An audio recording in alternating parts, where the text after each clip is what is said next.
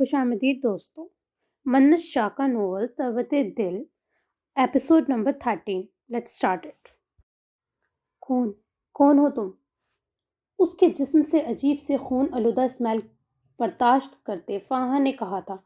मौत, तुम्हारी मौत, लड़की जैसी आवाज़ निकालते वो उसके स्टाइल में डरते हुए बोला था। तुम्हें क्या लगा तुम मुझे इतनी आसानी से ट्रैप कर लोगे और जीत जाओगे? हा हा हा। साबका को ढूंढ रही हो? वो कहका लगाते हुए उसको घुमाता गोया हुआ था कि वो पूरी तरह से घूमती पीछे को जा गिरी थी। पुलिस से हो, स्पाई से हो, और कैसे कांप रही हो? Be brave. वो चेहरे पर से मास्क लगाए, सब्ज आंखों से उसके आगे अपने हाथ सजाए टखनों के बल बैठता बोला था। तुम्हें क्या लगता है तुम बच जाओगे? मुझसे क्या कर लोगे? ज्यादा से ज्यादा तुम तो हो ही एक शफाक इंसान, और शफाक इंसानों से ना मैं डरती हूँ और ना ही जुल्म सहती हूँ।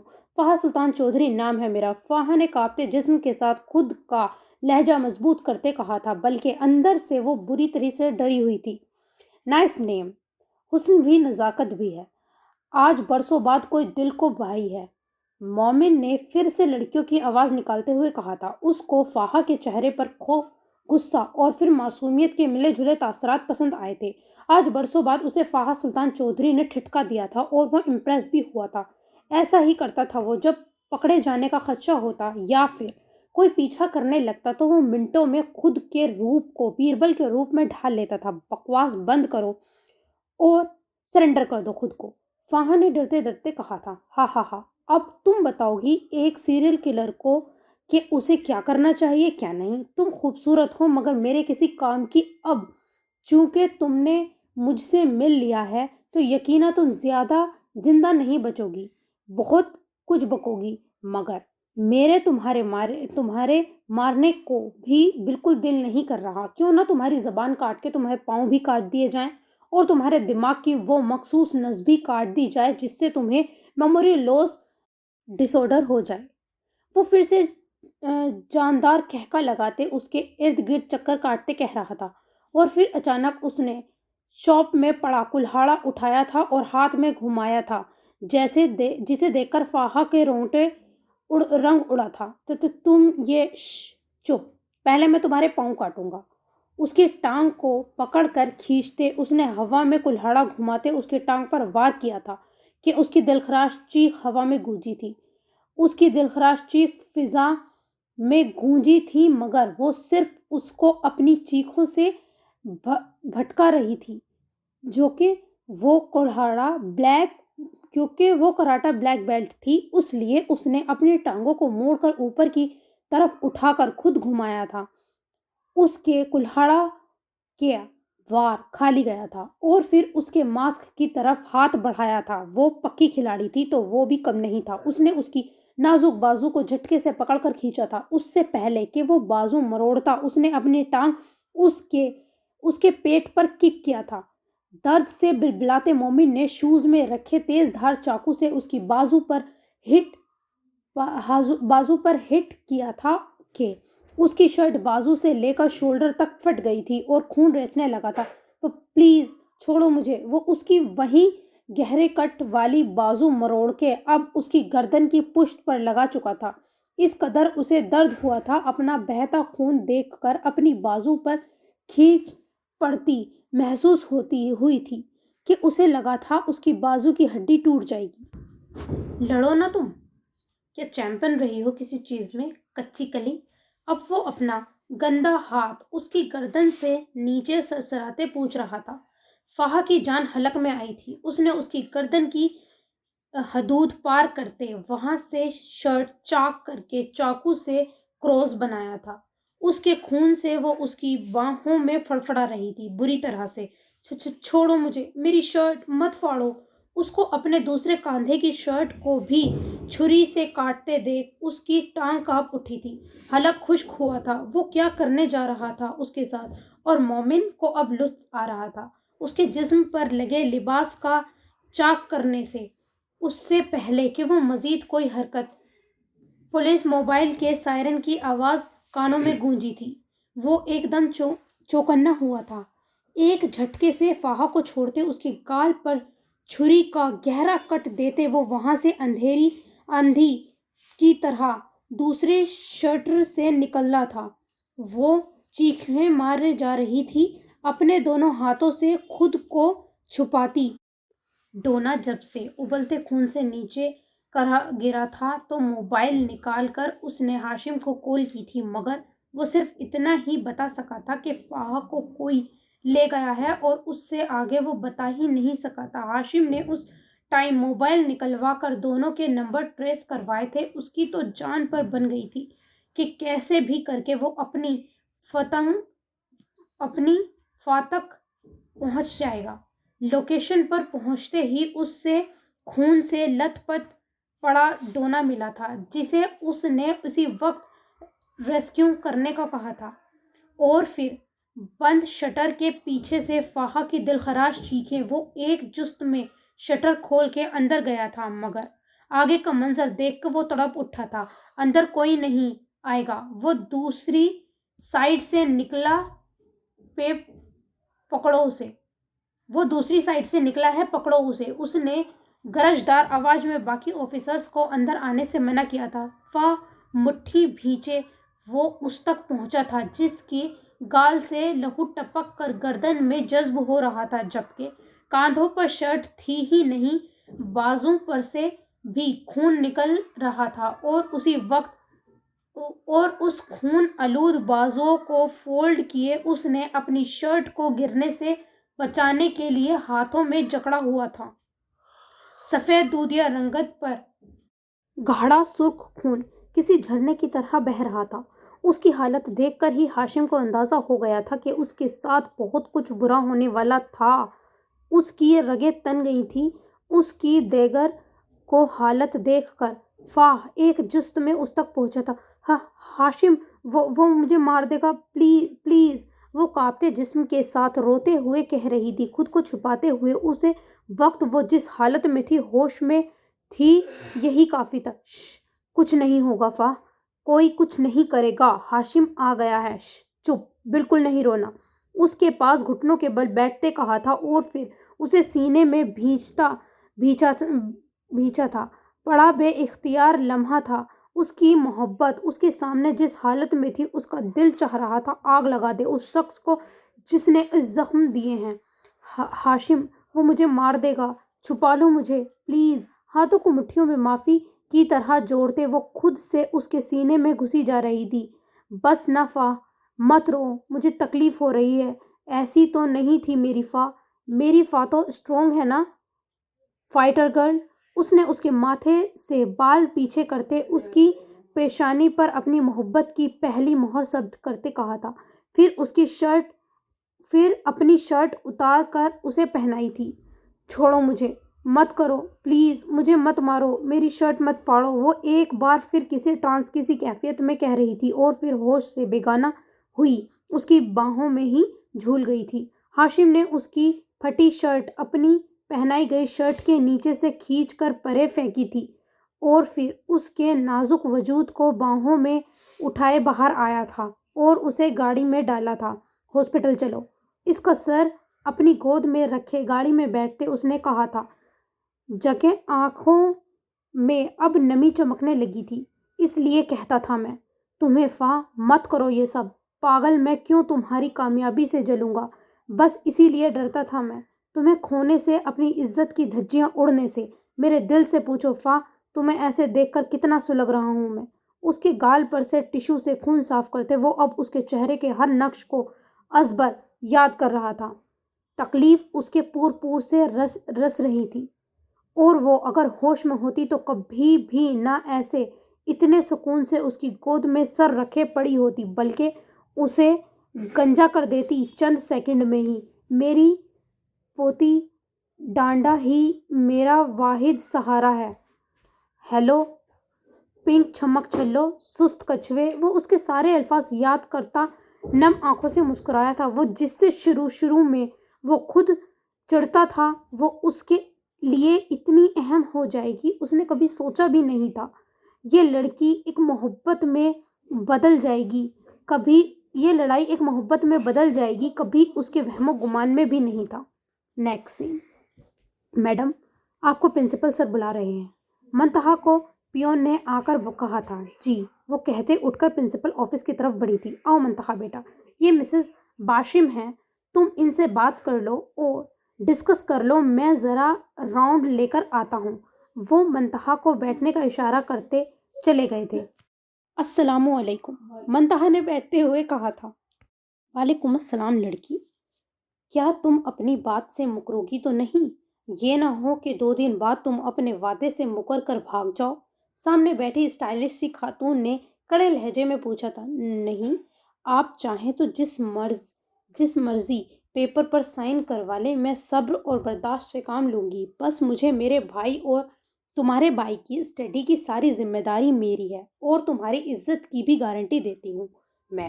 اس کے علاوہ تمہیں روز کھانا اور ہر مہینے 10,000 الگ سے ملا کریں گے۔ اینیکسی میں روم جہاں تم رہ سکو گی۔ اس کے علاوہ اگر کوئی تمہاری ڈیمانڈ ہے تو بتا دو۔ مسز بشام نے بغیر کسی تاثر کے کہا تھا۔ نہیں، کوئی ڈیمانڈ نہیں، منتہا نے بھی بے تاثر لہجے میں کہا تھا۔ ویری گڈ، جیسا تم چاہتی ہو ویسا ہی ہوگا، مگر بدلے میں مجھے کوئی میس نہیں چاہیے۔ مطلب جو جیسا تم کو بتا رہی ہوں ویسا ہی ہو۔ میری نند کا تمہیں اپنی جان سے بڑھ کر خیال رکھنا ہے، اور ایک بات کو میں بار بار دہرانے کی قائل نہیں ہوں۔ مسز باشم نے اپنی چیک بک نکالتے ہوئے کہا تھا۔ جی، منتہا نے اپنے سامنے بیٹھی عورت کو دیکھتے رشک کیا تھا۔ کیا کچھ نہیں تھا اس کے پاس؟ سب کچھ تو تھا، خوبصورتی، پیسہ، سکون، آرام، ساری آسائش۔ ہاں، وہ دونوں عورتیں ہی تو تھیں، مگر دونوں کی قسمتیں ایک دوسرے سے بہت الگ۔ اس کے چہرے پر تلخ مسکراہٹ آئی تھی۔ بات ہو گئی آپ کی؟ اتنی دیر میں پرنسپل صاحب نے اندر آتے ہوئے کہا تھا۔ یہ چیک ہے احمد بھائی، اس کے بھائی کی 1 سال کے سارے ڈیوز، بورڈنگ کے ایکسپنسز اور یونیفارم اور بکس کے بھی۔ اگر کم ہوں تو آپ بتا دیں۔ مسز باشم نے چیک پرنسپل کو دیتے ہوئے کہا تھا۔ نہیں، یہ تو بہت زیادہ ہیں، بلکہ بچ جائیں گے اس میں سے۔ پرنسپل نے چیک پر لکھی اماؤنٹ دیکھتے ہوئے کہا تھا۔ تو ٹھیک ہے، جو بچ جائیں گے آپ اس میں سے اس بچے کو چاکلیٹس اور اس کے پسند کی چیزیں دلا دینا۔ اور ایک اور بات، چونکہ ان کے پیرنٹس نہیں ہیں تو اس بچے کو یہاں کسی قسم کی تکلیف نہ ہو۔ مسز باشم کو ساری بات پرنسپل پہلے ہی بتا چکے تھے تو فون پر، اس لیے وہ انہیں اس کی کیئر کی خاص تقلید کر رہی تھی۔ منتہا نے ایک پل کو سامنے بیٹھی عورت کے چہرے کو دیکھا تھا، جو چہرے سے سخت تاثرات والی کڑوی لگ رہی تھی، مگر دل اتنا ہی نرم تھا، یا شاید وہ شیری کے لیے کچھ ایکسٹرا کر رہی تھی، اس لیے اسے فیل ہو رہا تھا۔ جی ٹھیک ہے بھابھی، پرنسپل نے مسکراتے ہوئے کہا تھا۔ سن لڑکی، 10 منٹ ہے تمہارے پاس، پارکنگ ایریا میں تمہارا انتظار کر رہی ہوں، تم اپنے بھائی سے مل کر آ جانا۔ وہ آنکھوں پر گلاسز چڑھاتے کہتی باہر نکل گئی تھی۔ جاؤ بیٹا، اللہ تمہیں ہر مشکل میں کامیاب کرے۔ پرنسپل نے منتہا کے سر پر ہاتھ رکھ کے دعا دی تھی، اور وہ بھی سر ہلاتی باہر آئی تھی۔ سامنے چیئر پر شیری بیٹھا تھا، وہ چلتی ہوئی اس کے پاس آئی تھی۔ شیری، مجھے جاب مل گئی ہے، مسز باشم کے ساتھ میں ان کے گھر جا رہی ہوں، تمہیں رات تک تمہارے استعمال کی سب چیزیں مل جائیں گی، اپنا بہت سارا خیال رکھنا اور دل لگا کر پڑھنا۔ اس نے اس کا ماتھا چومتے ہوئے کہا تھا۔ اب ہم کب ملیں گے آپی؟ شیری نے بھرائی ہوئی آواز میں پوچھا تھا۔ بہت جلد انشاءاللہ، منتہا نے اس کو سینے میں بھیجتے ہوئے کہا تھا۔ میں نے کبھی بھی نہیں سوچا تھا کہ میں ماما بابا کے بعد اس طرح آپ سے بھی الگ ہو جاؤں گا، اور اکیلا۔ وہ اب ہچکیوں سے رونے لگا تھا۔ میرا بھائی بہت اسٹرانگ ہے، وہ کمزور نہیں، پڑھ سکتا ہے، بعض دفعہ حالات سے لڑنا مشکل ہوتا ہے، ناممکن نہیں۔ ہم ایک دن انشاءاللہ اپنی آزمائش سے ضرور نکلیں گے، تب تک میری ہمت بنے رہو، اور اب رونا نہیں، چلتی ہوں میں۔ اپنے ہاتھ سے اس کے آنسو صاف کرتے اس نے اسے تسلی دیتے ہوئے کہا تھا۔ پھر اس کے گلے لگے، وہ اس کو سمجھا کر اس سے وعدہ ہوئی تھی اور گاڑی تک آئی تھی۔ دروازہ کھول کر سکڑی سمٹی پیچھے ہی مسز باشم کے ساتھ بیٹھی تھی۔ گاڑی اسلام آباد کی خوبصورت سڑکوں سے ہوتی ہوئی اب ایک عالی شان گھر کے اندر آئی تھی۔ جدید تراش، سٹائلش سا بنا یہ گھر اپنی مثال آپ تھا۔ مسز باشم کے اترتے ہی وہ بھی اپنا ہینڈ کیری لیے اتری تھی۔ وہ ٹک ٹک کرتی آگے چل رہی تھی اور وہ پیچھے۔ ڈائننگ روم میں داخل ہوتے ہی اسے یہ احساس ہوا تھا کہ اس گھر کا کارپیٹ سے لے کر پردوں اور ڈیکوریشن پیسز سے لے کر ہر چیز لاکھوں کی ملکیت کی ہے۔ اللہ بھی کسی کو نوازنے پر آتا ہے تو بے حد نوازتا ہے، اور کسی کو پرکھنے پر آتا ہے تو جو ایک پاس ہوتا ہے وہ بھی چھین لیتا ہے۔ سگرا مسز باشم نے بیگ صوفے پر رکھتے بیٹھتے ملازمہ کو آواز دی تھی۔ G B B G. ملازمہ بوتل کے جن کی طرح حاضر ہوئی تھی۔ دیکھو، یہ پنکی کی نیو کیئر ٹیکر ہے، اس کو اس کے روم میں پہنچا دو اور باقی ملازموں کی طرح اس کا کھانا وہاں بھی دیکھ لینا۔ مسز باشم نے موبائل پر ایک نمبر ڈائل کرتے ہوئے کہا تھا، اور پھر موبائل کان سے لگائے باتیں کرتی سیڑھیاں چڑھنے لگی تھی۔ کیا نام ہے تمہارا؟ سگرا نے اس چھوئی موئی سی لڑکی کو دیکھتے ہوئے کہا تھا۔ منتہا۔ اس نے ایک لفظ جواب دیا۔ لڑکی، تمہیں اپنی جان عزیز نہیں؟ کیوں اپنی زندگی تباہ کرنی ہے؟ سگرا نے رازداری سے کہا تھا۔ زندگی اپنی ہے ہی کب؟ اب تو بس فرض ہے ایک کاندھوں پر اس کے لیے ڈھونا ہے خود کو، کہ اس کی زندگی سنور جائے۔ اس نے گہری سانس ہوا کے سپرد کرتے ہوئے کہا تھا۔ کیا مطلب؟ سگرا نے ناسمجھی سے کہا تھا۔ کچھ نہیں۔ منتہا نے اس کے رکتے ہی رک کر کہا تھا۔ یہ پنکی بیٹی کا روم ہے، کسی چیز کی ضرورت ہوئی تو انٹرکام پر اطلاع دے دینا۔ میں چلتی ہوں، سگرا کہتے اسے دروازے کے پاس چھوڑتی خوف سے مڑی تھی۔ منتہا نے اس کو پھرتی سے بھاگتے دیکھا تھا اور پھر دروازے کی نوک پر ہاتھ رکھے ہینڈل گھمایا تھا۔ دروازہ کھل گیا تھا۔ پورا روم پنک کلر کے رنگوں سے سجا ہوا تھا، پردوں سے لے کر بیڈ شیٹ کی چادر تک، مگر پورا کمرہ پھیلا ہوا تھا جبکہ بستر پر 19 سالہ لڑکی 2 چوٹیاں بنائے اوندھے منہ پڑی تھی، سلیپنگ سوٹ پہنے۔ منتہا نے زمین پر بکھرے کشن اٹھانے شروع کیے تھے بغیر آواز کیے۔ اسے لگا کہ شاید وہ سو رہی ہے۔ ابھی وہ زمین پر بکھری چادر اٹھانے لگی تھی کہ پورے کمرے میں ایک بھیانک ہنسی گونجی تھی، جس پر منتہا نے کانوں پر ہاتھ رکھے تھے اور خوف سے کانپنے لگی تھی۔ نیکسٹ سین۔ یہ بہت پرانی بات ہے، مگر پھر بھی مجھے یاد ہے اچھی طرح۔ مسٹر ولید خان میرے پاس آئے تھے یہ پزل باکس بنوانے، اور پزل باکس کا ڈیزائن بھی انہوں نے ہی مجھے بنانے کے لیے کہا تھا۔ پزل کمپنی کے اونر سینر ٹیمبر نے اسے کہا تھا۔ کیا آپ کو معلوم ہے کہ وہ یہ اسپیشل باکس کس مقصد کے لیے بنوا رہے تھے؟ ارسم نے پوچھا تھا۔ ناٹ شور، بٹ انہیں یہ شور تھا کہ ایک دن یہ باکس کھلیں گے ضرور۔ سینر ٹیمبر نے کہا تھا۔ کیا مطلب؟ میں سمجھا نہیں۔ ارسم نے ناسمجھی سے کہا تھا۔ ان باکس کے اندر جو لیکوئڈ جیل ہے مسٹر ارسم، وہ ہائیڈروجن مکس کرنے سے مولڈ ہو جائے گی اور پھر کچھ الفاظ بنیں گے۔ میں بس اتنا جانتا ہوں، مگر آدھے لفظ اس باکس کے اندر ہیں اور آدھے لفظ اس جیسے دوسرے باکس کے اندر، جسے آپ کو ڈھونڈنا ہوگا، اور اگر وہ بھی آپ کے پاس ہے تو ویل اینڈ گڈ، پھر آپ کو زیادہ مشکل نہیں ہوگی۔ میں بس یہاں تک جانتا ہوں۔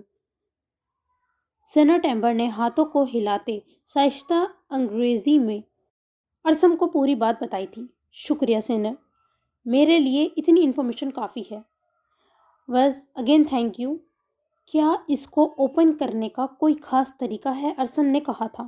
ہاں، یہ کلر ملانے سے اوپن نہیں ہوگا، بلکہ اس ٹیگ پر جب آپ فنگر پریس کریں گے تو اس میں سے ایک خاص دھن نکلے گی۔ اس دھن کے نکلتے اس کے اختتام پر فوراً آپ کو جس کے لیے پزل باکس بنایا گیا ہے اس کا نام لینا ہوگا۔ تب یہ آٹومیٹک لوک سے سارے کلرز الگ کر دے گا اور اس کا جیل ایک بلاک میں جمع ہو جائے گا جسے آپ آسانی سے نکال سکیں گے۔ سینر ٹیمبر نے پزل باکس کے نیچے کی طرف اشارہ کرتے ہوئے کہا تھا۔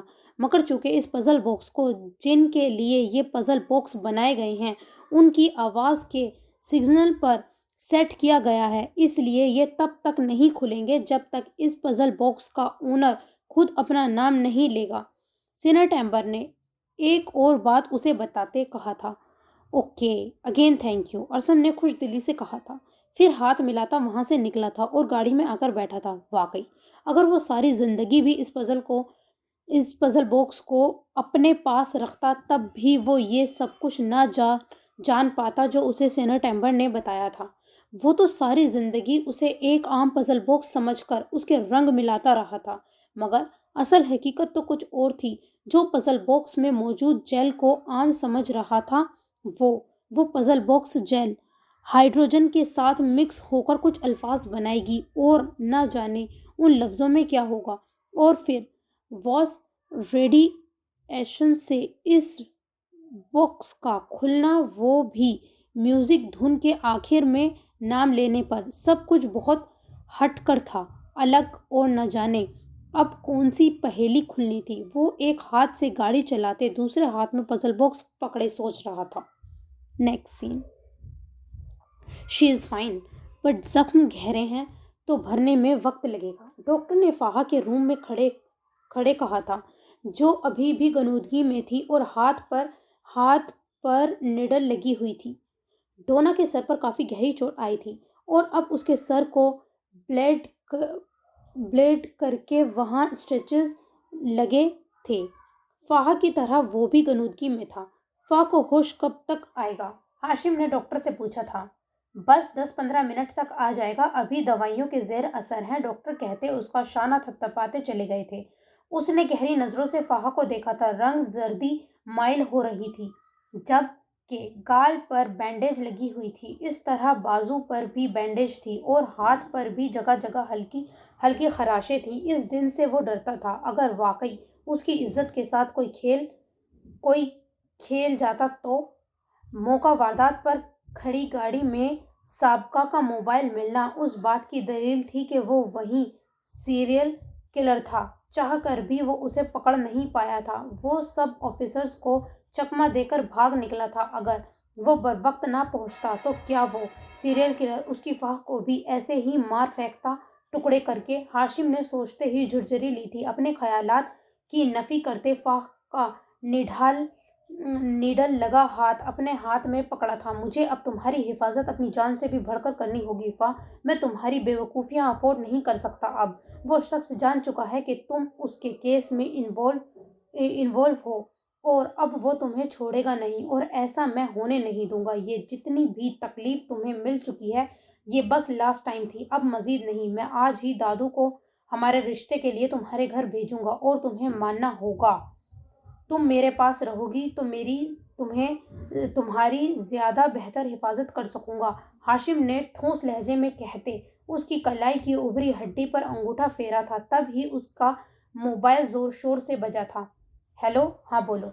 क्या ठीक है? तुम खुद गए थे?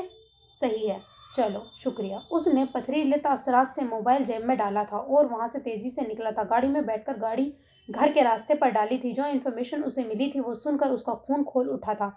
यानी जोइशा जिससे फोन पर बातें करती थी वो कोई और नहीं बल्कि वो मोमिन था, जो उसका क्लास फेलो था और जिसका उसकी क्लास फेलो फेरी से चक्कर था और जिसका भाई नामर्द था।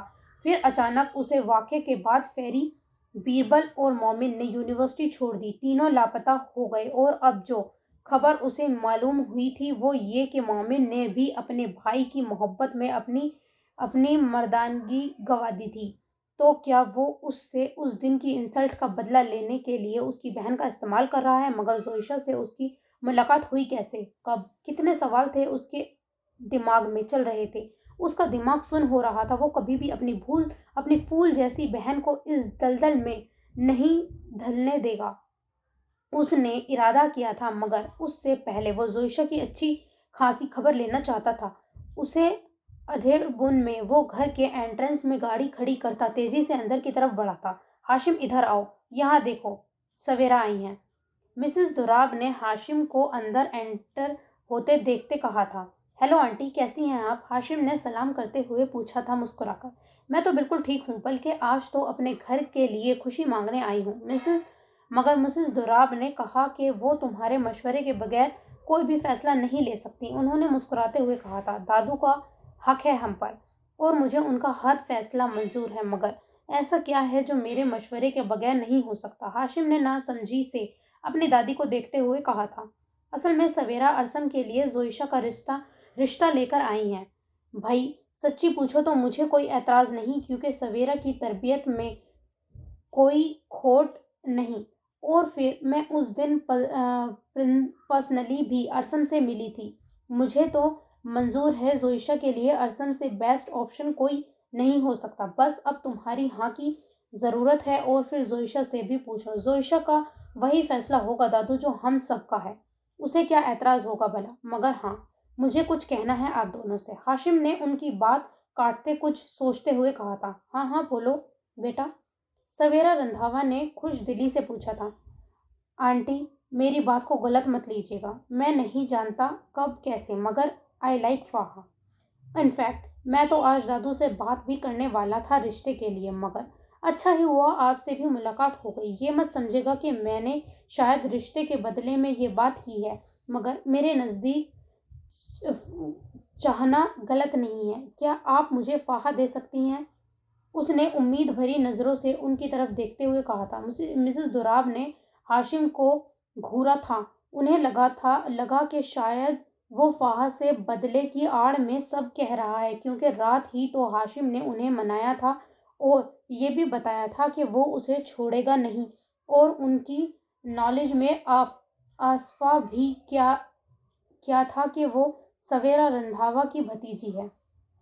बेटा, मैं तुम्हारी बात अरसम के आगे रख सकती हूँ, मुझे तो कोई एतराज़ नहीं। मेरी मार्शू को कोई चाहने वाला मिल जाएगा तो उससे बेहतर बात क्या हो सकती है? मगर आखिरी फैसला तो उसके भाई का है। मगर तुम फ़िक्र ना करो, मैं पॉजिटिव जवाब ही दूंगी, उन्होंने खुश होते हुए बताया था। आंटी, मैं बहुत परेशान हूँ फ़ा को लेकर। एक्चुअली उसने आज हाशिम ने सारी बात बताई थी उनको। क्या वो ठीक तो है? ज़्यादा चोट तो नहीं आई? वो घबरा कर उठी थी। रिलैक्स आंटी, वो ठीक है, मगर अब हमें उसके बचपने को सीरियस लेना होगा। कब तक अपनी बेवकूफ़ियों के हाथ वो अपने साथ साथ सबकी जान सूली पर लटकाएगी? I am sorry aunty, but मैं अब उसे लेकर कोई रिस्क नहीं ले सकता। आपको नहीं पता, मगर वो अब दिल पर कुंदा हो गई है कभी ना उतरने के लिए, उसने खुले लफ्ज़ों में साफ इजहार करते कहा था। उसके लहजे में फाहा के लिए परेशानी और तकलीफ देखकर मिसेस दुराब और सवेरा रंधावा गहरी मुस्कुराई थी। Hashim, I will promise you, तुम्हारी फाह तुम तक ज़रूर पहुंचेगी। सवेरा रंधावा ने उसकी तरफ देखते ठोस लहजे में कहा था।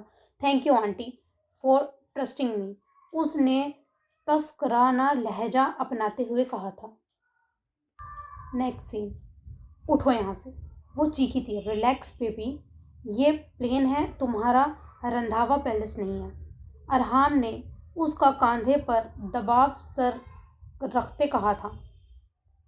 उसके कांधे पर दोबारा सर रखते कहा था। अरहाम, मेरे सब्र को मत आजमाओ, सर उठाओ अपना, उसने फुंकारते हुए कहा था। क्या हो गया है बेबी? बोला तो है कि घर पर किस कर दूंगा, अब प्लेन में सबके सामने अच्छा थोड़ी लगता है लिप टू लिप किस। उसने कदरे ऊंची आवाज में इर्द गिर्द के लोगों को अपनी शगुफ्ता अंग्रेजी में बोलते सुनवाते हुए कहा था। उसके और अपने लब पर बारी बारी फिंगर रखते। जिन्होंने नहीं भी सुना था उन्होंने भी सुन लिया था, और मशकूक नज़रों से उसे देखने लगा था। तुम्हें बहुत मज़ा आता है ना मुझे ऐसे जलील करते हुए होते देखते? उसने लोगों की नज़रों को खुद पर गड़ते देख आंखों में आंसू लाते पूछा था। तो तुम भी बात मान लो मेरी। उसने उसके कांधे पर फिर से सर रखा था, लब गर्दन वाली साइड पर रख कर मदहोश होते नरम नरम सांसों के साथ जानलेवा लंच छोड़ते कहा था। और हम प्लीज, वो उसकी इस तूफानी बारिश से सनसनाती हुई अल्तजा करने लगी थी। अब उसकी रीढ़ की हड्डी में सनसना रही थी। शट अप ईशू, 2 मिनट, मैं मेरी गोद में आ जाओ, वरना आई स्वेयर सबके सामने लिप किस कर लूंगा, उसने बाकायदा ठोस लहजे में धमकी दी थी। वो जानती थी वो टलेगा नहीं। जो कहा है کرے گا اور اب اسے اس کی گود میں ہر حال میں بیٹھنا ہی ہوگا۔ گالوں پر لڑکتے آنسو سے وہ اپنی سیٹ سے اٹھی تھی اور اس کی گود میں بیٹھی تھی کانپتے ہوئے۔ ایئر ہوسٹس سے بلینکٹ وہ پہلے ہی لے چکا تھا خود پر اور اس پر بلینکٹ ڈالے وہ اسے اپنی گود میں چھپا چکا تھا۔ بس اب بیٹھ گئی پلیز ارحام، اب مجھے اٹھنے چپ کر کے بیٹھی رہو، ڈونٹ ڈسٹرب۔ اس کے اوپر بلینکٹ درست کرتے کسی بچے کی طرح اسے گود میں بیٹھائے اس پر اپنی باہوں کی گرفت مضبوط کی تھی۔ وہ اس کی جیکٹ پر مکے برساتی اس کے سینے میں منہ چھپا کر رونے لگی تھی اور وہ سکون سے آنکھیں بند کر گیا تھا۔ وہ پاس تھی، ساتھ تھی، اس کے قلب کا سکون بن کر یہی کافی تھا۔ نیکسٹ سین۔ وہ اپنے کمرے میں آئی تھی جب صوفے پر مومن کو بیٹھے دیکھ اس کی چیخ نکلتے نکلتے بچی تھی۔ آپ یہاں؟ اس نے منہ پر ہاتھ رکھے اپنی چیخ کا گلا گھونٹتے کہا تھا۔ وہ جس کی شرٹ خون سے بھری پڑی تھی صوفے پر سگریٹ سلگاتے بیٹھا ہوا تھا، ایک جست میں اس تک پہنچا تھا اور اس کی کمر کو دبوچا تھا۔ فون کیوں کاٹا تھا کل؟ اس کی کمر میں انگلیاں دھساتے پوچھا تھا اس نے۔ وہ تو اس مومن کو جانتی ہی نہیں تھی جو اس کے سامنے کھڑا تھا، خون سے لت پت، نچڑا ہوا، سگریٹ سلگائے کڑے تیوروں سے کھڑا۔ وہ اس کی جان لرزا گیا تھا۔ میں وہ اس کی تو جان پر بن آئی تھی مومن کی حالت دیکھ کر۔ دیکھو زوئیشا، میں سختی کا قائل نہیں ہوں، بہت نرمی سے سمجھا رہا ہوں کہ تم نہیں تو اور کوئی بھی نہیں۔ جیسے بیربل کا خون کر دیا میں نے، ویسے ہی اگر تمہاری فیملی نہ مانی تو میں خود سمیت اس پورے گھر کو آگ لگا دوں گا۔ اس نے اس کو جھٹکے سے چھوڑتے کہا تھا۔ مومن، آپ نے بیربل کو مار دیا؟ اس کا سن کر پورا جسم لرز رہا تھا۔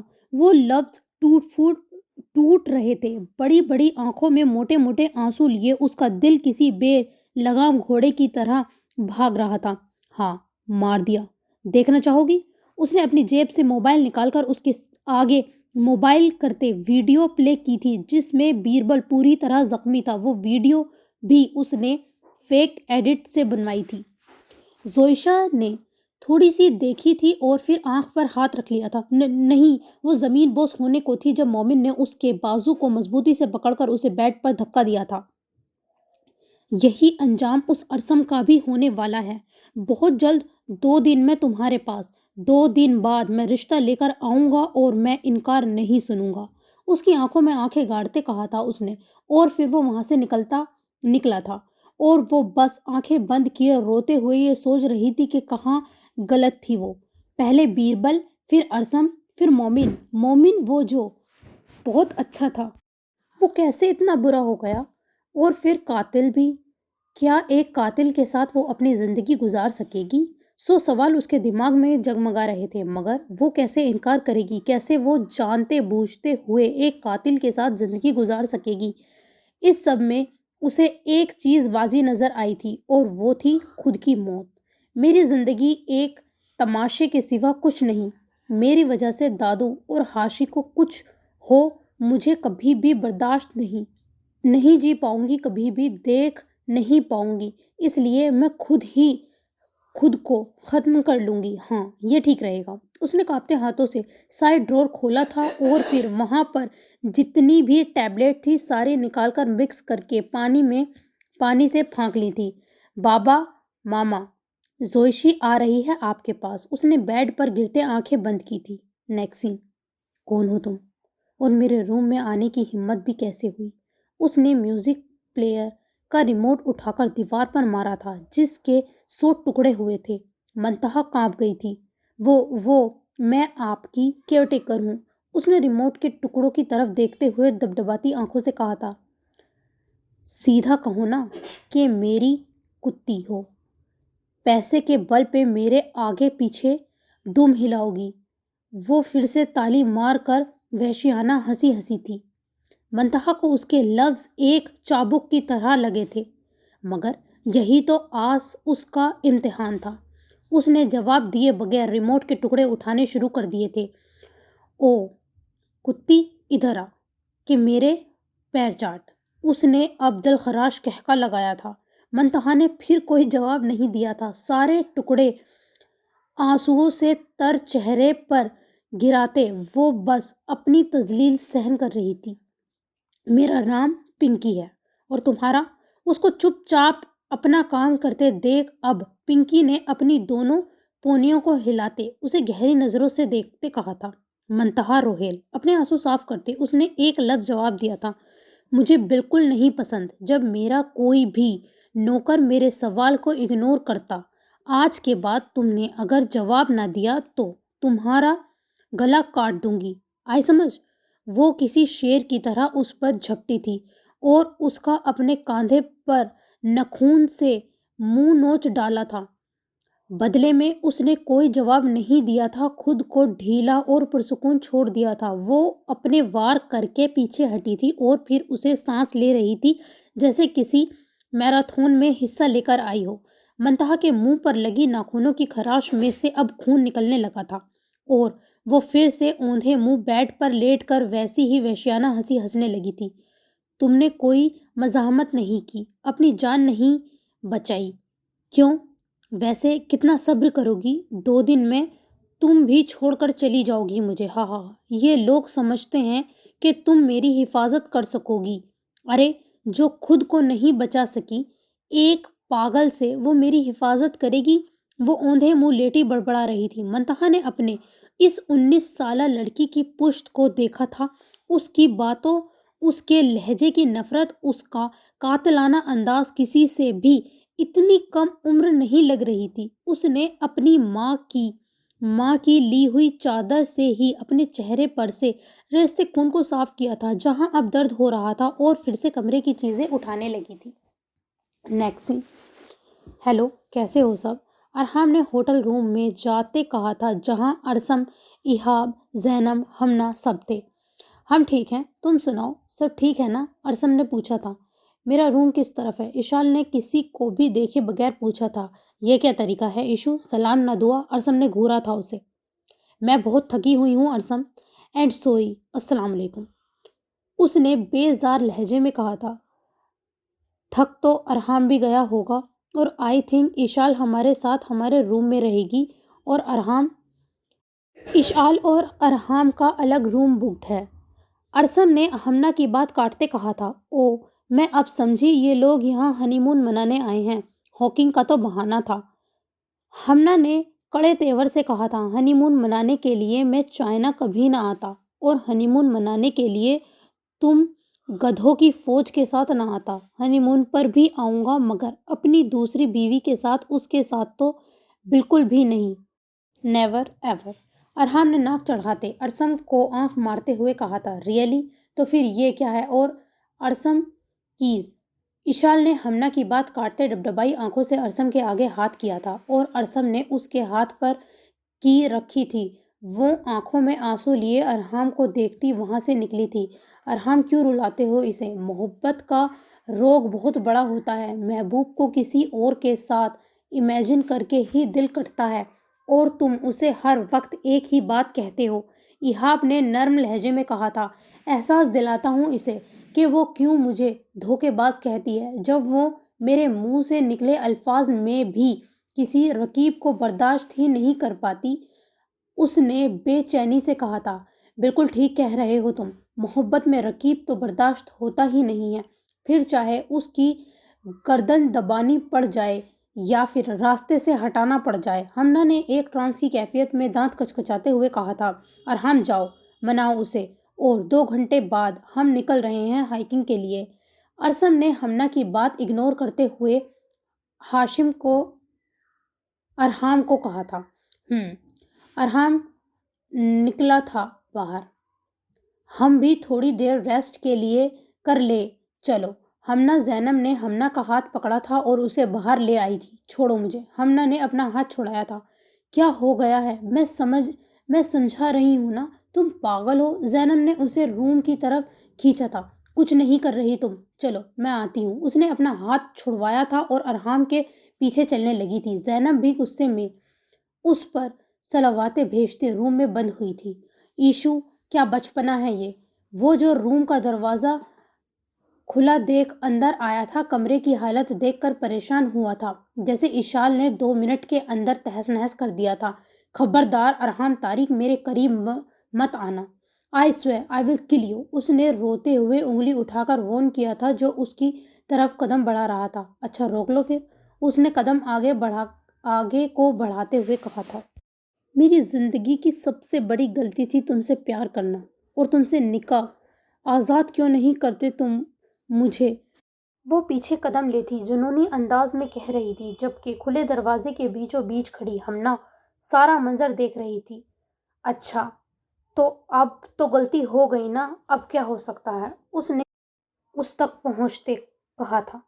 مجھے ہاتھ مت لگاؤ، جاؤ دوسری بیوی کے پاس جس کے ساتھ تم ہنی مون مناؤ گے۔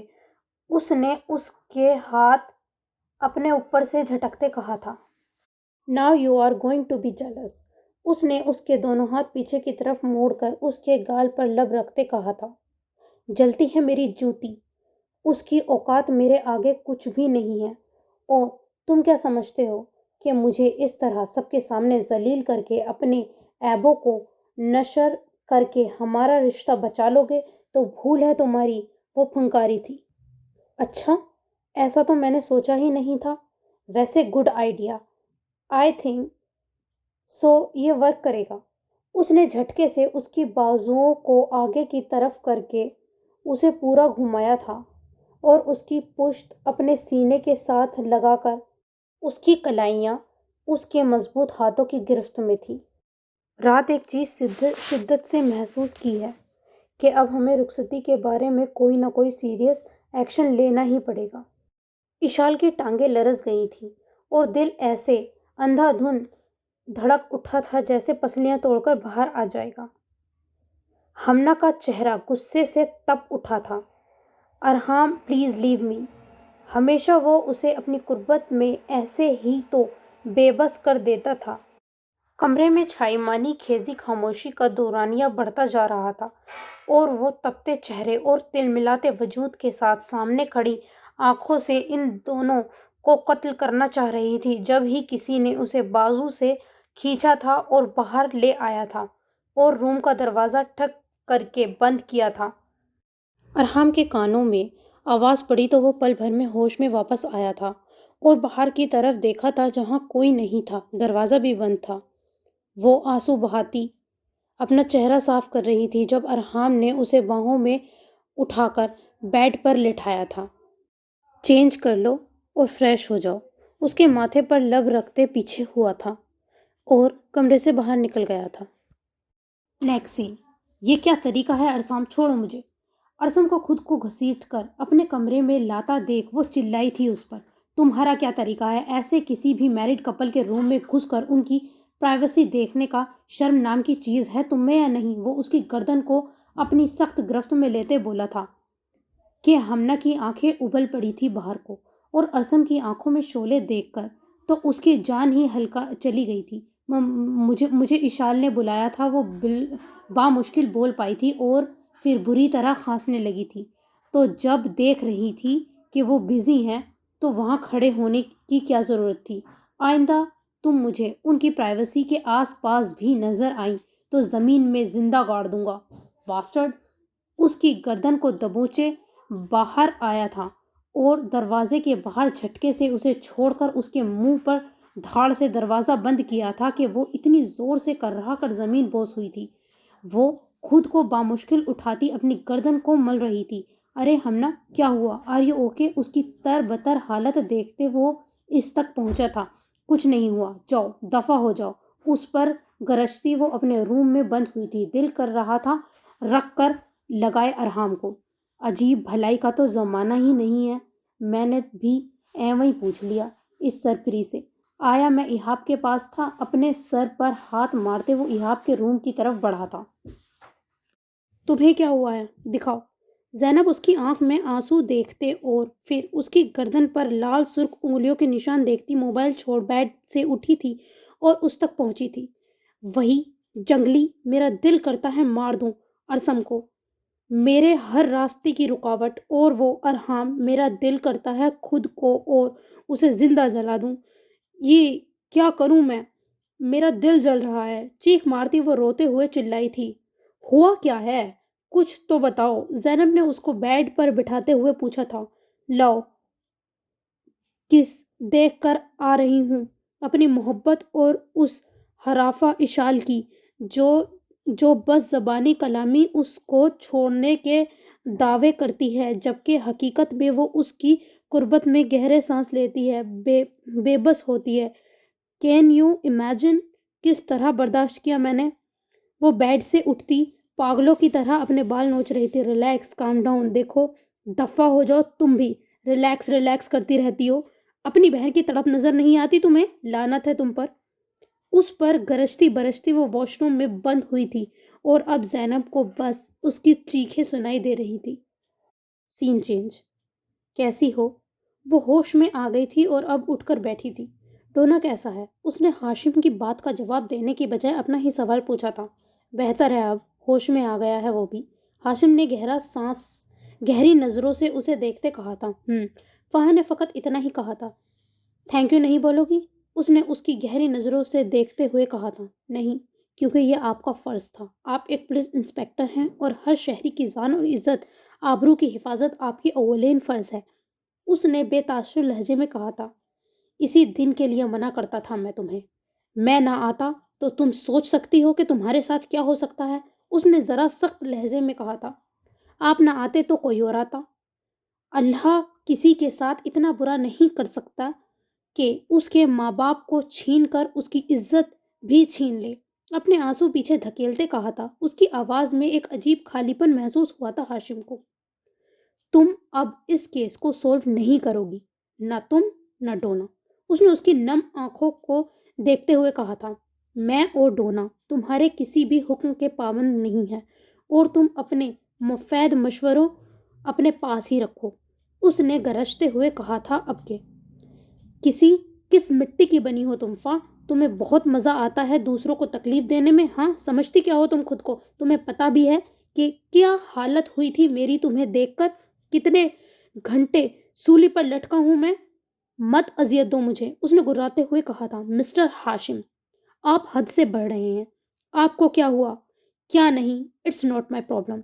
ایک اور بات، شاید آپ مجھے لگتا ہے کہ مجھے آپ کو بتا ہی دینا چاہیے کیونکہ آپ حد سے بڑھ رہے ہیں۔ میں کسی اور سے محبت کرتی ہوں، اس لیے بار بار آپ یہ راگ الاپنا بند کریں میرے سامنے۔ مجھے تو آپ کی شکل سے نفرت ہے، کجا کہ آپ کے ساتھ زندگی گزارنا۔ تلخ زہریلے لہجے میں اس نے اپنے الفاظ اتارے تھے اس پر۔ Shut up, just shut up, آج تو سن لیا ہے میں نے، آج کے بعد سنا تو زبان گدی سے نکال کر تمہارے جسم کے ٹکڑے ٹکڑے کر کے پھینک دوں گا۔ اور یہ مت سمجھنا کہ خالی دھمکی ہے، ایک خان کا وعدہ ہے، اگر میری عزت نہ بنی تو کسی بھی کتے کے لیے نہیں چھوڑوں گا، آئی سمجھ؟ اس کے زخم آلودہ بازو پر گرفت بڑھاتے ایک ایک لفظ اس پر اتارا تھا کہ وہ سسکیوں سے روئی تھی، بازو کی درد برداشت کرتے جہاں سے اب خون بھی بہہ رہا تھا۔ جنگلی ہو تم، اپنے بازو سے نکلتے خون کی طرف دیکھتے درد محسوس کرتے پھنکاری تھی وہ۔ بیمار مرغی، تمہاری پھپھو سے رشتے کی بات کر لی ہے، وہ پوچھیں تو جواب ہاں میں دینا، ورنہ تو میں تمہاری اجازت کے بغیر بھی نکاح کر سکتا ہوں۔ اسے کھلے لفظوں میں وارن کرتا وہ جانے کے لیے مڑا تھا۔ اور ہاں، نکاح کے بعد کس کے لیے ریڈی رہنا، اس نے ہونٹوں کو گول کرتے اس کی طرف فلائنگ کس اچھالتے ہوئے کہا تھا۔ لوفر، بدتمیز، گھٹیا، اللہ کرے تمہارے ہونٹ ہی ٹوٹ جائیں، سخت کچھوے، سست کچھوے، پنک چھمک چھلو، بندر، غصے سے چلاتے اس نے ہاتھ پر لگی نیڈل کو جھٹکے سے کھینچا تھا۔ مارشو، یہ کیا کر رہی ہو؟ کیسی ہو پھپھو کی جان؟ سویرا رندھاوا نے اندر جاتے کہا تھا اور گلے سے لگایا تھا۔ وہ پتہ نہیں کب سے جو اتنا درد اپنے اندر لے کر بیٹھی تھی، بلک بلک کر رونے لگی تھی اب۔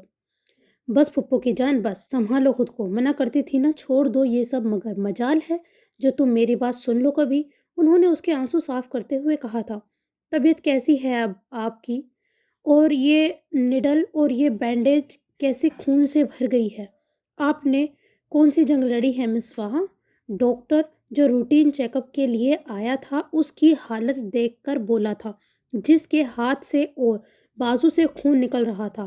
یہ ایک کمینہ دشمن جو بس زخم دینا جانتا ہے، اس نے ڈریسنگ کرتی نرس کو دیکھتے منہ میں بڑبڑاتے ہوئے کہا تھا، تم ڈریسنگ کروا لو، میں تمہارے لیے کچھ کھانے کو منگواتی ہوں۔ سویرا رندھاوا کہتی باہر کی طرف بڑھی تھی۔ نیکسٹ سین۔ کیا ہوا ہاشم؟ مسز دوراب، خیریت؟ آپ اتنے پریشان؟ وہ جو باہر نکلی تھی سامنے ایمرجنسی کے باہر، انہیں ٹہلتا دیکھ کر پریشان یوں ہی ان کے پاس ہی چلی گئی تھی۔ زوئیشا نے بہت ساری میڈیسنز کھا لی ہیں، شی از ان ڈینجر، پلیز سویرا میری بچی کے لیے دعا کرو، مسز دوراب نے روتے ہوئے کہا تھا۔ کیا یہ کیسے ممکن ہے؟ آئی مین ایسی کون سی بات ہو گئی تھی؟ سویرا رندھاوا نے پریشان کن لہجے میں پوچھا تھا۔ پتہ نہیں، یا اللہ میری بچی کی زندگی موڑ دے۔ وہ ان کے گلے لگ کے زور سے رونے لگی تھی۔ بے شک زندگی اور موت میرے رب کے ہاتھ میں ہے، انشاءاللہ اللہ نے چاہا تو جلدی ہی ٹھیک ہو جائے گی۔ وہ صبر سے کام لیں آپ اور دعا کریں، سویرا رندھاوا نے انہیں تسلی دیتے ہوئے کہا تھا۔ ہاشم، ڈاکٹرز کیا کہتے ہیں؟ انہوں نے اب کی بار چپ چاپ پریشان کھڑے ہاشم سے پوچھا تھا۔ کہہ رہے ہیں کہ دعا کریں بس، اس نے بے بسی سے کہا تھا۔ بچپن کے سارے منظر آنکھوں کے سامنے آنکھیں دھندلا رہے تھے۔ اس کا خوف زدہ چہرہ، اس کی لاڈ بھری باتیں، اس کا ہنسنا رونا روٹھنا منانا، وہ جتنی بھی کمزور کیوں نہ ہو، خود خوشی کی امید نہیں رکھتی تھی اسے اپنی زویشی سے، اور اس بار اس نے پھر اپنے آپ سے سوال پوچھا تھا کہ کیا کمی رہ گئی تھی اس کی اور اس کی دادی کی تربیت میں کہ اس نے یہ قدم اٹھایا۔ نیکسٹ سین۔ بھائی، اسے ڈرانا ہی نہیں چاہیے تھا۔ جب بات ہوئی تھی کہ ہم اسے پیار سے ٹریٹ کریں گے تو پھر آپ کیوں پہنچ گئے اسے ڈرانے؟ بیربل پاگلوں کی طرح اس پر چلا رہا تھا۔ مجھے نسرین کی کال آئی تھی کہ ارسم کا رشتہ لے کر آئی ہیں سویرا رندھاوا، اور یہ بھی کہ ہاشم نے فاحہ کا رشتہ مانگا ہے۔ مجھے کچھ سمجھ نہیں آیا۔ مجھے لگا بیربل کہ وہ پہلی فرصت میں ہاں کر دے گے، اور پھر جب مجھے اس بات کا بھی پتہ چلا کہ وہ اسپائے فاحہ ارسم کی بہن ہے تو مجھے یہ کرنا مناسب لگا۔ مومن نے صاف لہجے میں اس کا غصہ ٹھنڈا کرتے ہوئے کہا تھا، دیکھیں بھائی، میں صرف زوئیشا اور ارسم کو جانتا ہوں۔ فاحہ اور ہاشم سے میرا کوئی لینا دینا نہ تھا، نہ ہے اور نہ ہوگا۔ اب وہ ہاسپٹل میں زندگی اور موت کی جنگ لڑ رہی ہے۔ اگر اسے کچھ ہو گیا تو کوئی جواب آپ کے پاس؟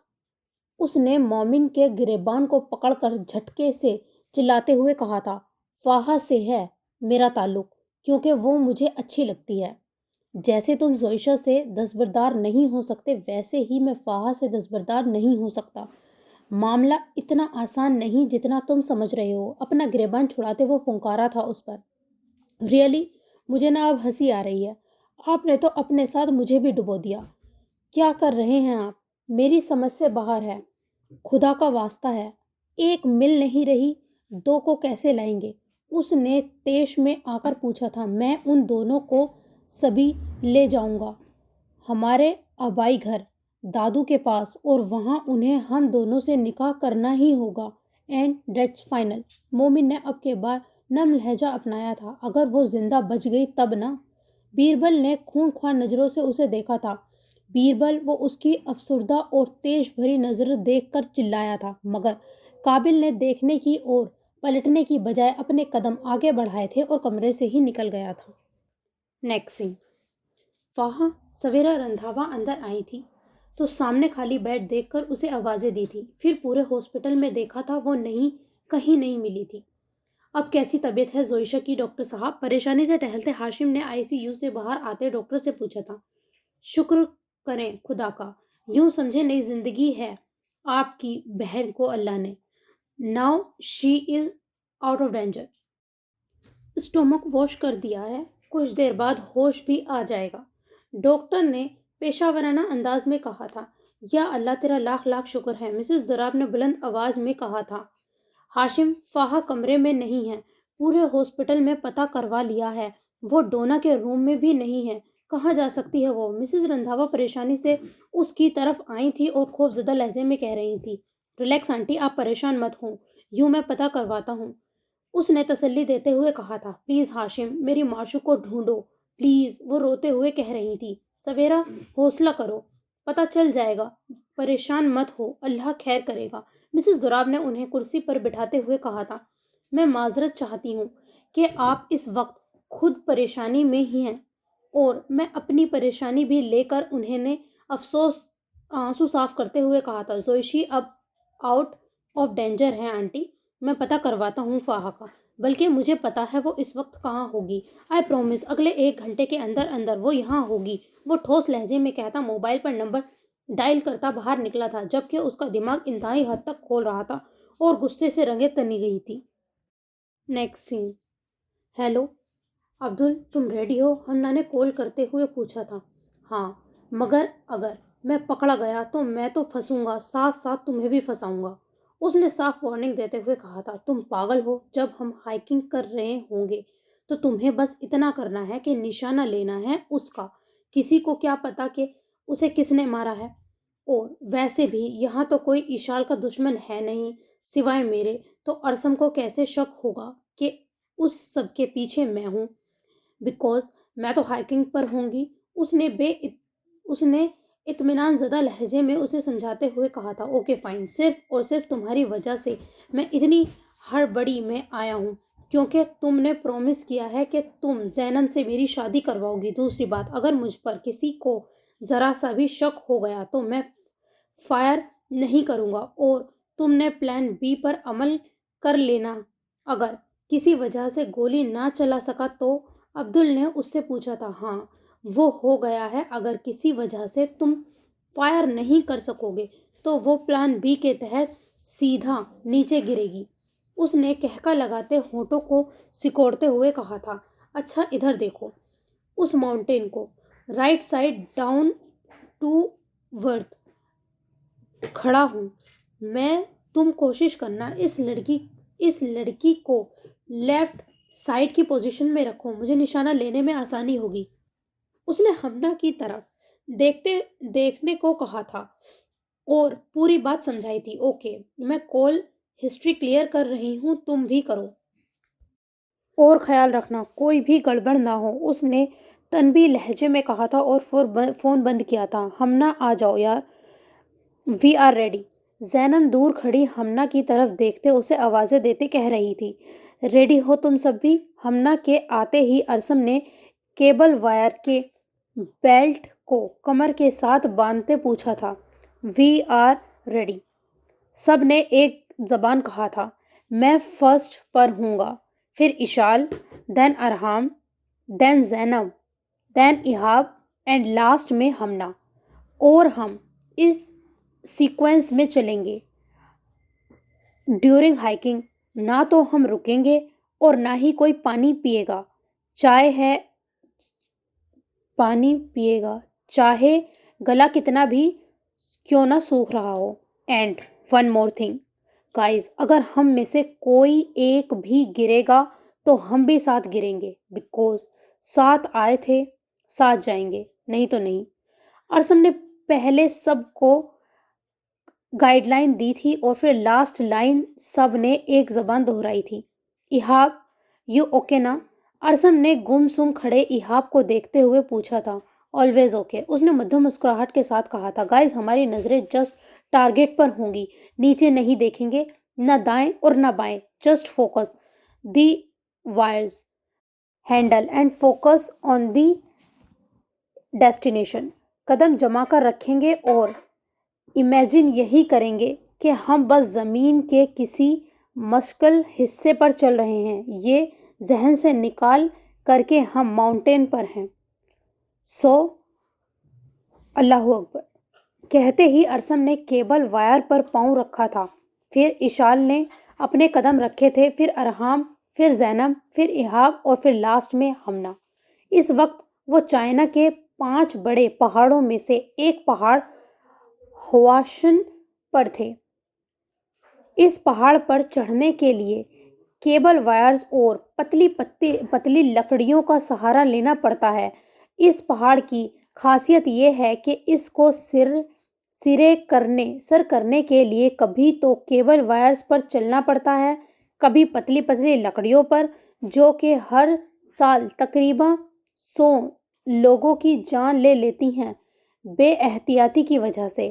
7,087 فٹ کی بلندی کا یہ راستہ دیکھ کر ہی اچھے اچھے لوگوں کا دل دہل جاتا ہے، اور کہیں کہیں یہ راستہ اتنا تنگ ہو جاتا ہے کہ دونوں پاؤں رکھنے کی بھی جگہ نہیں ملتی۔ اس کو سر کرنے والے ہائکنگ اسٹارز کہا جا سکتا ہے کہ ایک دفعہ موت کو ہاتھ لگا کر واپس لوٹے تھے، اور اس وقت وہ 5 بھی یہی کر رہے تھے۔ گائز، ہم جتنا بولیں گے ہماری انرجی لیول اتنا کم ہوگا، اس لیے منہ کھول کر لمبے لمبے سانس لینے سے اجتناب کریں گے، ہم ارحام نے کہا تھا۔ Finally we are on for the winner fit height, Ehab نے پیرامیٹر پر دیکھ کر بتایا تھا۔ مجھے پیاس لگ رہی ہے ارسم، بس 2 گھونٹ پانی پی لوں؟ ایشال نے کمر پر بندھی پانی کی بوتل کو پکڑتے ہوئے کہا تھا۔ 1 گھونٹ بھی نہیں پینا، ارسم نے سخت لہجے میں کہا تھا، جبکہ ایک ہاتھ میں موجود ہینڈی کیمرے سے اب وہ پورے راستے کی ان سب کی باتوں کی مووی بنا کر کیمرے میں ریکارڈ کر رہا تھا۔ میری بیوی کو مت ڈانٹو ارسم، ورنہ یہیں سے دھکا دے دوں گا تجھے، پھر تیری ہڈیاں بھی نہیں ملنی۔ ہوا کے دباؤ میں ارحام نے تیز آواز میں کہا تھا۔ اتنی فٹ بلندی پر اتنی تیز آواز بھی مشکل سے سنائی دے رہی تھی۔ میں ایسا کرتا ہوں کہ تم دونوں کو ہی دھکا دے دیتا ہوں، اوپر جا کر ہنی مون منا لینا، پھر ویسے بھی تیری طرف بڑے حساب نکلتے ہیں، ارسم نے بھی چلاتے ہوئے کہا تھا۔ ایشو، موقع اچھا ہے، جتنے حساب نکلتے ہیں ابھی بے باک کر لو، قسمت ایسے موقع بار بار نہیں دیتی۔ اس بار ایہاب نے ہنستے ہوئے کہا تھا۔ یار تم لوگ میرے دوست ہو یا دشمن؟ ارحام نے دہائی دی تھی۔ تجھ جیسے کتے کی دوستی سے بہتر ہے بندہ لعنت بھیج دے خود پر، ارسم نے اگلی وائر پر پاؤں رکھتے ہوئے کہا تھا۔ ارسم پانی۔ ایشو ان کی بکواس سے بدمزہ ہوتی اس بار پھر بولی تھی، مگر آواز ارسم نے کم اور ارحام نے زیادہ سنی تھی۔ جانم، اس ٹائم اگر اکیلے ہوتے ہم تو میں ضرور تمہاری پیاس بجھاتا۔ اپنے طریقے سے کنٹرول کرو، ورنہ جو کبھی نہیں ہوا وہ ہو جائے گا۔ کل BBC نیوز کی اہم خبروں میں سے ایک خبر ہوگی۔ چائنا کی بلند ترین خطرناک پہاڑی میں سے ایک پہاڑ ہواشان پر ایک پاکستانی جوڑے نے بڑی رومانٹک طریقے سے اپنا ہنی مون منایا۔ اور کرو، یہ news Guinness book of world record میں بھی آئے گی۔ سوچو ذرا، ہمارے بچے، پھر ان کے بچے، اور پھر ان کے بچے۔ شٹ اپ ارحام، اس کی فضول بکواس سن کر وہ مزید تپی تھی۔ کیسے کر لیتے ہو تم اتنی بکواس؟ ارسم، جو کب سے اس کی باتیں سن رہا تھا، افسوس سے سر ہلاتے اس سے پوچھا تھا۔ منہ سے، ارحام نے بے تکا جواب دیا تھا۔ میں تھک گئی ہوں، زینب نے کہا تھا۔ چھلانگ لگا دو، 4 لوگ پھر کاندھوں پر اٹھا کر قبرستان چھوڑ کر آئیں گے، ساری تھکاوٹ دور، ارحام نے چڑھایا تھا اسے۔ حد ہوتی ہے فضول گوئی کی۔ زینب تو اس کی بات سن کر ہی ڈر گئی تھی۔ او ہیلو، اگر ہم دونوں صحیح سلامت گھر نہ پہنچی تو ہمارے بابا کو ہم جیسی بیٹیاں لا کر کون دے گا؟ ہمنا نے شوخی سے کہا تھا۔ ہم انکل کو سمجھا دیں گے، صبر سے کام لیں، حوصلہ رکھیں۔ آپ کی تو خوش ہونا چاہیے، برائی کا خاتمہ ہوا اور آپ کی بیٹیاں ہمیشہ ہمیشہ کے لیے جہنم کی حقدار قرار پائی، ارحام نے بتی سی نکالتے ہوئے کہا تھا، اور وہ سب کھلکھلا کر ہنسے تھے۔ ایک بار نیچے چلو، پھر تم چاروں کی گردنیں ہم اپنے ہاتھوں سے مروڑیں گی، ہمنا اور زینب نے ایک زبان کہا تھا۔ واٹ اے جوک، مینڈکیوں کو زکام ہونے لگا ہے، ارسم نے فلک شفاف کہکا لگایا تھا، اور پھر سب ہنسنے لگے تھے۔ کیا ہوا، تم ٹھیک ہو ایشو؟ ایشال کی پیلی پڑتی رنگت دیکھ کر ارحام نے کہا تھا۔ مجھے چکر آ رہے ہیں، ہاں وامٹنگ فیل ہو رہی ہے، اس نے لڑکھڑاتے لہجے میں کہا تھا، اور اب وہ پوری کانپنے بھی لگی تھی۔ ایشو، یہاں آؤ میرے پاس، ارحام نے پریشانی سے اس کی کمر میں ہاتھ ڈال کر اسے خود کے قریب کیا تھا، مبادا کہیں اس کا پاؤں ہی نہ سلپ ہو جائے اور وہ اپنی زندگی سے ہاتھ ہی نہ دھو بیٹھے، جس کی سانسیں مدھم ہو رہی تھیں اور اتنی ہوا میں بھی چہرہ پسینے سے تر۔ जिस्म बुरी तरह लरज रहा था। मेरी आंख बंद हो रही हैं, उसने बंद आंखों से कहा था। तुमने कुछ खाया था इशू? अरसम ने पूछा था, जबकि अब वो अरहाम की बाहों में झूल रही थी। वो बेहोश हो गई है। इहाब ने उसकी हालत देखते हुए परेशानी से कहा था। ड्रामे, हमने नफरत से कहा था। वेट, हेली को सिग्नल देता हूँ, अरसम ने परेशानी से कहा था। नहीं, बस 1000 फीट तो रह गया है। मंजिल के इतना करीब आकर हम वापस नहीं मुड़ सकते। अरहाम ने इशाल की बेल्ट को अपनी बेल्ट से बांधते, अपने पाँव पर उसके पाँव रखते, पूरी तरह उसको खुद पर डालते कहा था। मगर अरहाम, तुम कैसे इसका बोझ उठाओगे? इहाब ने कहा था। ये बोझ नहीं है इहाब, जिंदगी है मेरी, और मेरी सांसें, और सांसों का बोझ नहीं होता। उसने लंबा सांस छोड़ते हुए कहा था। मगर अरहाम, हमना, आई कैन मैनेज। उसने हमना की बात काटी थी और वो अंदर तक सुलगी थी। कैसे वो उसे एक खौफनाक पहाड़ पर ले चढ़ाई चढ़ रहा है, खुद के साथ उसके वजूद को बांधे, और वो कैसे बेहोश हुई उसकी बाहों में झूल रही थी। उसका दिल चाहा था कि अभी इसी वक्त इशाल को उसकी बाहों से खींचकर धक्का देकर उछाल कर फेंक दे, और फिर इशाल जहन्नुम वासल हो जाए और उसे कभी भी ना नजर आए। मगर ऐसा मुमकिन ही कब था? उसने तो उसके लिए उसके जोश में वोमिट और नींद की टैबलेट मिलाई थी कि उसे पहाड़ी पर चढ़ते ही नींद आने लगे और साथ ही चक्कर आए और वोमिट भी हो, उसके पाँव बुरी तरह स्लिप हो, मजबूती ना रख सके, और फिर वो लहरा कर जमीन बोस हो और उसकी हड्डियां भी ना मिले, और अगर अबदाल से चूक जाए तो उसका ये प्लान वर्क कर ले। मगर अब उसका एक प्लान फेल हो चुका था, और अभी तक अब्दाल का भी कुछ अता पता नहीं था। उसे अब गुस्सा आने लगा था अब्दाल पर। Guys, we reach, yes we reach, अरसम ने खुशी से चिल्लाते अपने हाथ में पकड़ा पाकिस्तानी फ्लैग लहराया था। अल्लाह अकबर, सब ने एक जबान नारा लगाया था और खुशी से एक दूसरे को हग किया था। आखिरकार एक और मार्का उन्होंने सर कर लिया था। दुनिया का एक और खतरनाक तरीन पहाड़ अपने नाम कर लिया था। एक दो तस्वीर उन्होंने खींची थी जिनमें ईशु बेहोश थी, मगर एज अ मेमोरी उन्होंने सेव रखनी थी। ईशु, इहाब अब उसे उठाने की कोशिश कर रहा था। हेली को सिग्नल दे दिए हैं, आता ही होगा, अरसम ने कहा था। फिर कुछ देर बाद हेली आ गया और वो 6 के 6 उसमें बैठकर अब नीचे जा रहे थे। Next scene. कोई ना कोई तो क्लू जरूर होगा इस शॉप में। हो सकता है वो सारी लड़कियों का कत्ल ऐसे ही करता हो, यहाँ लाकर, फाहा ने उस शॉप के अंदर जाते हुए कहा था। सर, इसका अब भी चकरा रहा था, हाथ में से अभी भी हल्का हल्का खून रस रहा था, मगर उसका जुनून उसे टिकने कब दे रहा था। तब ही बीमारी की परवाह किए बगैर एक बार फिर से खुद को खतरे में झोंक रही थी। पूरी शॉप खाली थी, बस एक साइड पर कुछ काट कबाड़ पड़ा था।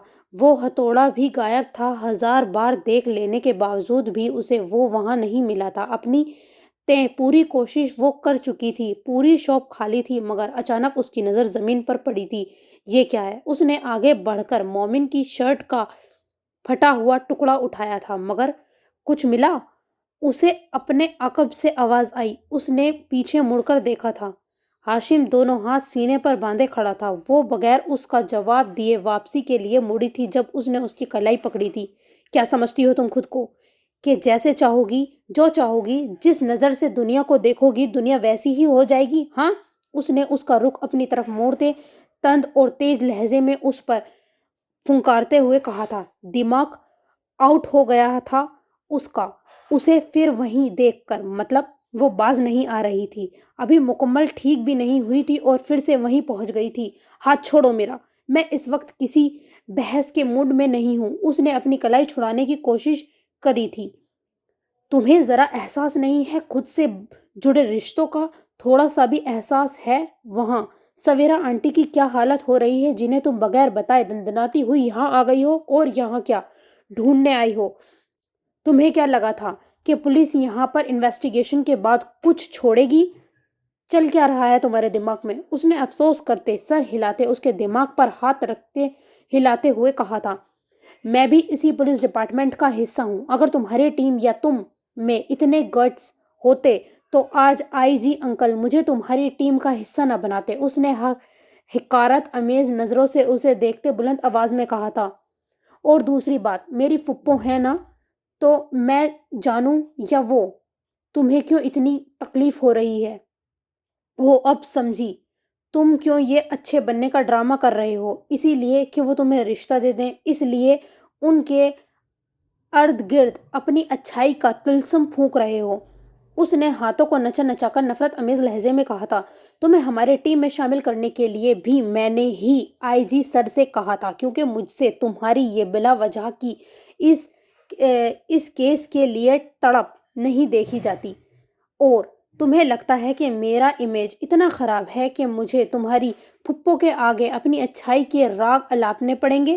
فہد سلطان چودھری، تم سے نکاح کرنے کے لیے نہ تو مجھے تمہاری آگے کسی اچھائی کو اپنانے کی ضرورت ہے اور نہ ہی تمہاری فیملی کے آگے کسی اچھائی کو شو کرنے کی ضرورت ہے. تمہیں تو میں بغیر حاصل کیے ہی اپنے نام لکھوا چکا ہوں. تم کس گمان میں ہو؟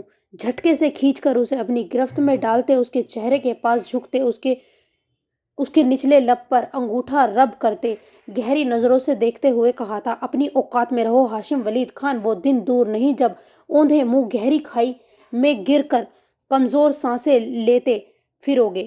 اس کا انگوٹھا جھٹکتے وہ فنکاری تھی. اوقات دکھائی ہی کب ہے ہاں، مگر فرصت سے ملوانے کا ارادہ رکھتا ہوں. اور گہری کھائی میں کون گرتا ہے اور سانسیں کس کی مدھم ہوتی ہیں یہ تو وقت بتائے گا. چلیں اب. اس نے اس کے چہرے پر پھونک مارے آنکھ ونک کرتے ہوئے کہا تھا.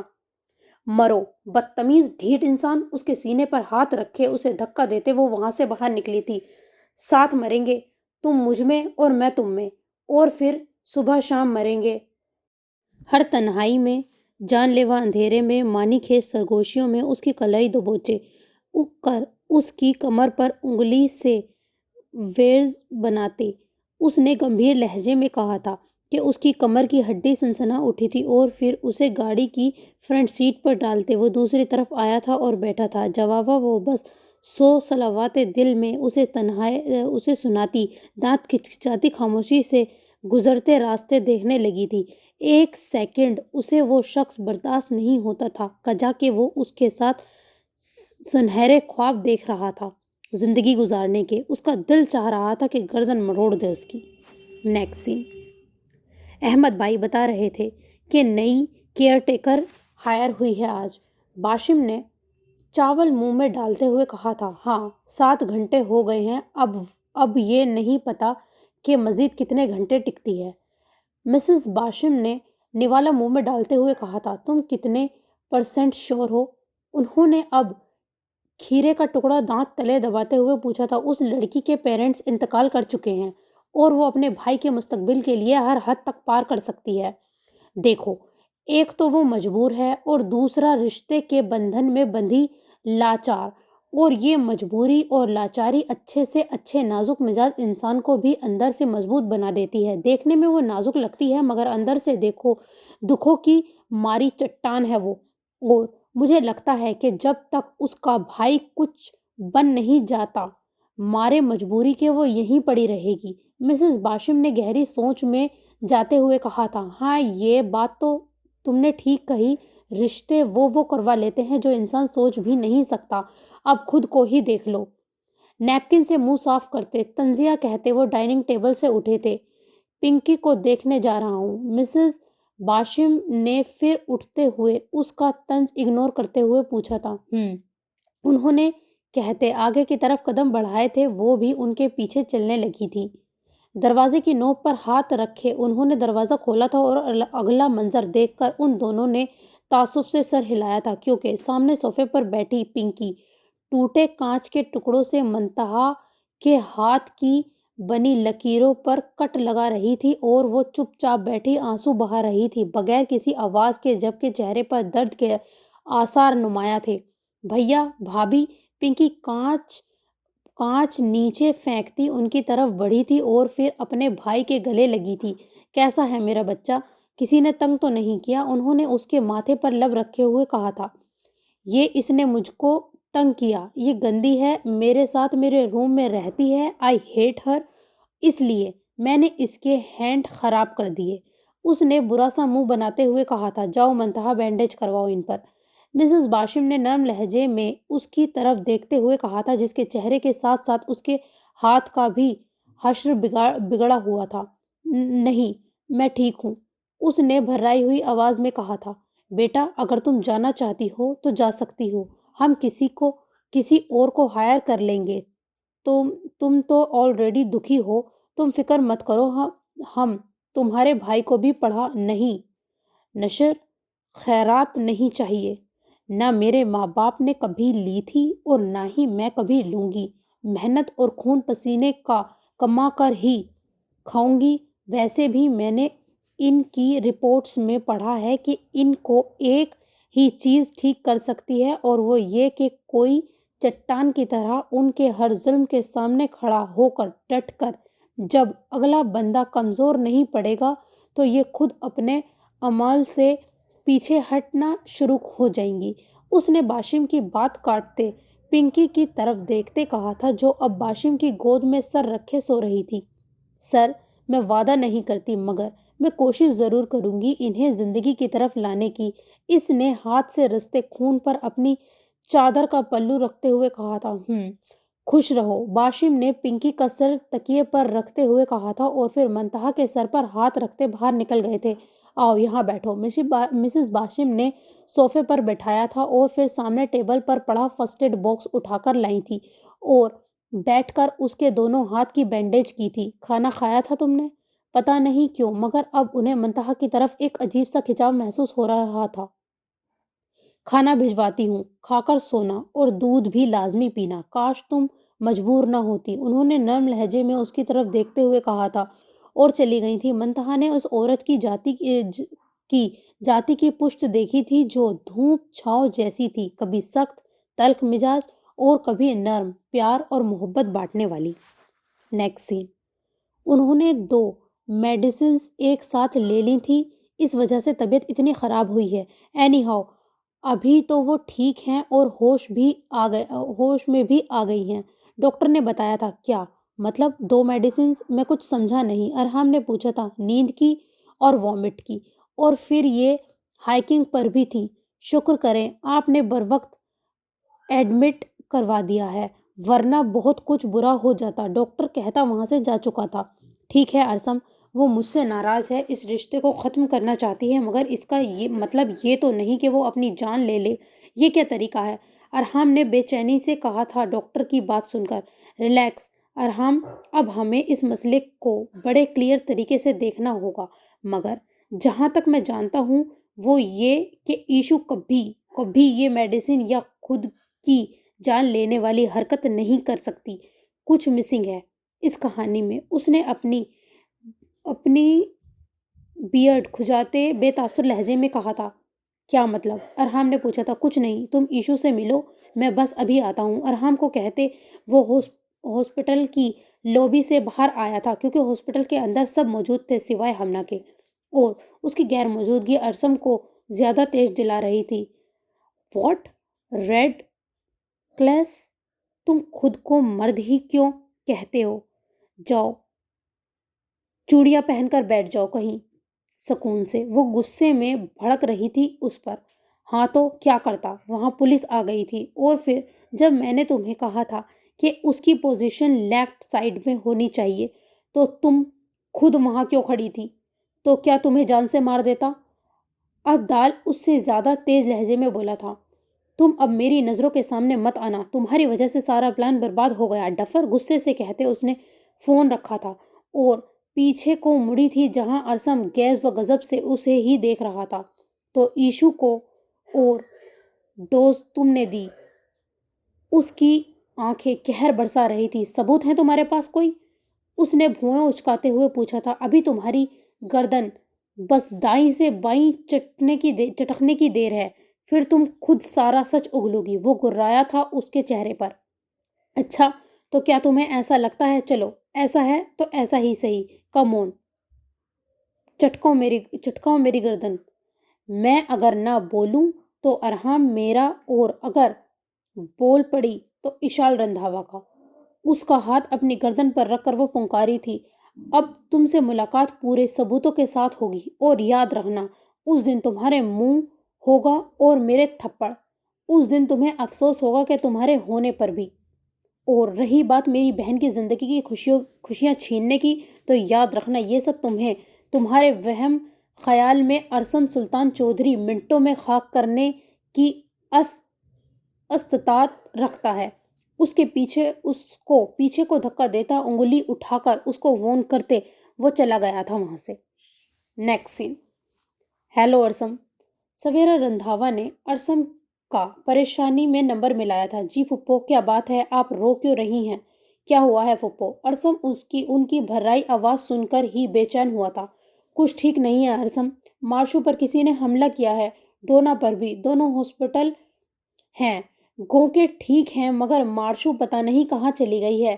ادھر زوئیشا نے سوسائیڈ اٹیمپٹ کر لی ہے، مجھے لگتا ہے وہ تم سے شادی ہی نہیں کرنا چاہتی، شاید اسی لیے اس نے سوسائیڈ اٹیمپٹ کی ہے۔ تم سے رشتہ کا سن کر مجھے کچھ سمجھ نہیں آ رہا، انہوں نے روتے ہوئے کہا تھا۔ کیا کہاں جا سکتی ہے فہا؟ اس نے تڑپ کر پوچھا تھا۔ فہا میری بچی ارسم، فہا آ گئی ہے، میں تم سے بعد میں بات کرتی ہوں، انہوں نے سامنے سے آتی فہا اور ہاشم کو دیکھ کر کہا تھا اور فون بند کیا تھا۔ مجھے لگتا ہے وہ تم سے شادی نہیں کرنا چاہتی، اسی لیے اس نے سوسائیڈ اٹیمپٹ کی ہے۔ اس کے کانوں میں لفظ گونج رہے تھے سویرا رندھاوا کے۔ نو زوئیشا ولید خان، اتنی جلدی نہیں، ایسے کیسے خود کو دور کر سکتی ہو تم مجھ سے؟ اس نے غصے سے مٹھیاں بھیج کر اپنی کنپٹی سہلائی تھی اور پھر چہرے پر تلخ مسکراہٹ سجاتے نمبر ڈائل کیا تھا موبائل پر۔ نیکسٹ سین۔ ہیلو، ہاں ایسا کرو آج رات کی ٹکٹ کنفرم کر دو۔ ہاں ٹھیک ہے، 4 گھنٹے بعد کی کروا دو، اوکے بائے۔ ارسم نے کہتے ہی فون رکھا تھا۔